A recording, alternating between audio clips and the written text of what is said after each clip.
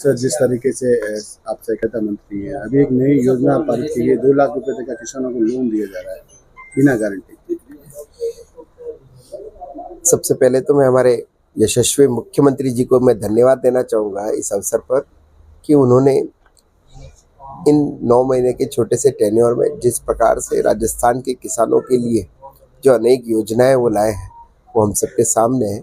जिस योजना की आप बात कर रहे हैं, सबसे पहले तो उन्होंने एक बड़ा काम, आज़ादी के बाद किसानों को सीधा, कभी किसानों की बात तो बहुत हुई लेकिन किसानों को कभी कोई सीधा लाभ नहीं दिया गया था। देश के प्रधानमंत्री मोदी जी ने प्रधानमंत्री सम्मान निधि 2019 में चालू करते हैं वो, और हमारे मुख्यमंत्री जी भी उन्हीं के पद चिन्हों पे चलते हुए दो जैसे ही चुनाव में घोषणा पत्र में भी हमारा दिया हुआ था, और जैसे ही चुनाव होते हैं अपने पहले ही बजट में वो किसानों को इस साल 2,000 रुपये मुख्यमंत्री सम्मान निधि की योजना के माध्यम से वो देने का काम करते हैं। टोंक से इसकी शुरुआत भी की। राजस्थान के 65 लाख किसानों को सीधे उनके खातों में मुख्यमंत्री सम्मान निधि देने का काम किया है। एक आपने कहा है ऋण देने का, तो फसली ऋण तो हम देते ही हैं। 23,000 करोड़ का 35 लाख किसानों को राजस्थान में ऋण बांटा गया है इस बार भी।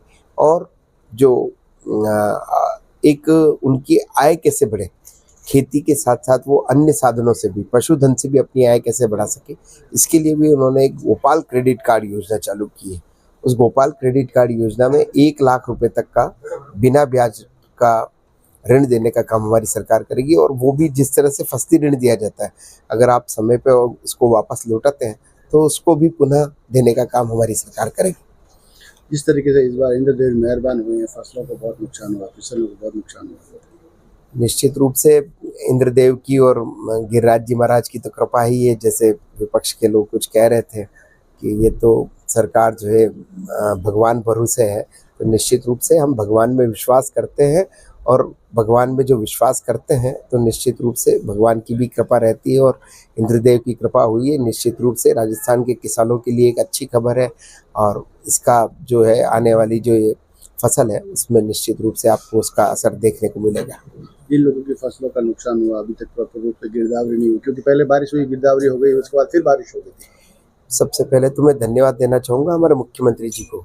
क्या आपने देखा होगा, जैसे ही बारिश का दौर चल रहा था, उन्होंने तुरंत ही अपने सभी प्रभारी मंत्रियों को वहाँ अपने प्रभार क्षेत्र वाले जिलों में भेजा।